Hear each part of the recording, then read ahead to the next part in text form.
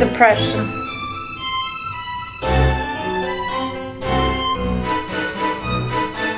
Depression.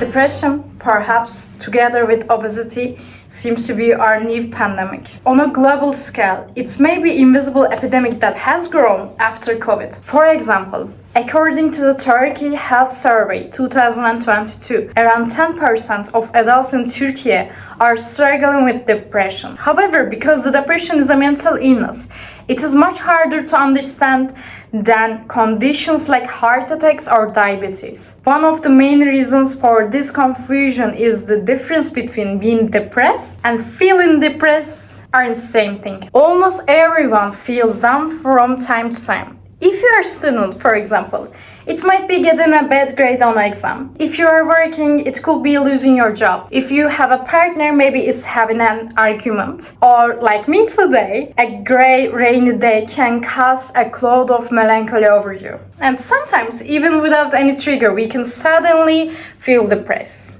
Later, circumstances change and these feelings of sadness fade away. All of these situations I've described are feeling depressed, but clinical depression is different. It is a medical condition and does not simply disappear because you want it. And researchers show that the clinical depression lasts for at least 2 weeks and significantly affects a person's ability to work, enjoy life, or love. And depression can present in many ways. Low mood, loss of interest in activities you normally enjoy, change in appetite, feelings of worthlessness, or maybe sleeping too much or too little, difficulty concentrating, restlessness or slowed movement, loss of energy, or recurring thoughts of suicide. The last symptom, which is suicidal thoughts, is perhaps the most severe. Alongside behavioral symptoms, I wondered if depression has physical signs in the brain. My curiosity came from observing changes in my own body during depressive periods. For example, I noticed my eyes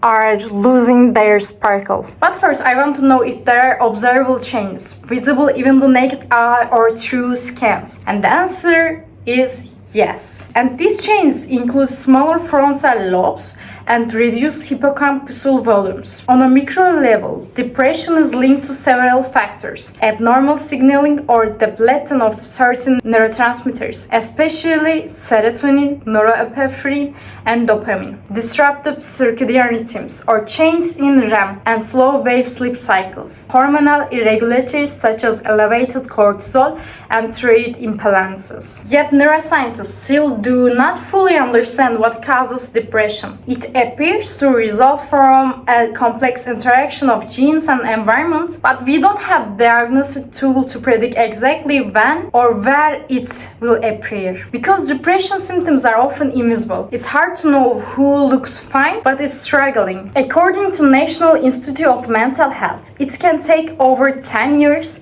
for an average person with a mental illness to seek help. However, highly effective treatment exists.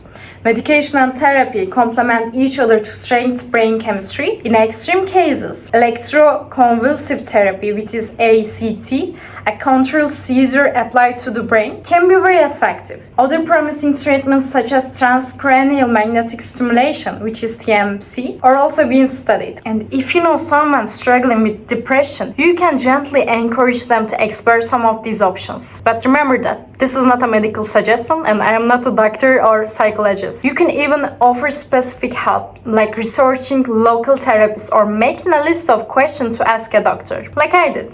For someone with depression, these first steps can feel overwhelming. They certainly did for me. At the time, I felt guilty and ashamed. But I had to understand that depression is a medical condition, like asthma or diabetes, not a personal weakness or character flaw. Just as a broken arm heals over time, depression can be managed and overcome with time and care. If someone around you is depressed and you haven't experienced it yourself, avoid comparing their depression to your own temporary bad moods. Doing so can make those struggling feel guilty for their condition. Simply talking openly about depression can help. Seeking professional help and making it easier to ask for support is crucial. For example, when I talk openly about my struggles with my friends and my psychologists, I find it much easier to cope with depression. Now that we briefly defined what depression is, and it's time to return to life. Because life is worth living, despite everything. Our emotions do not belong to us. They are temporary visitors. We should welcome them gracefully.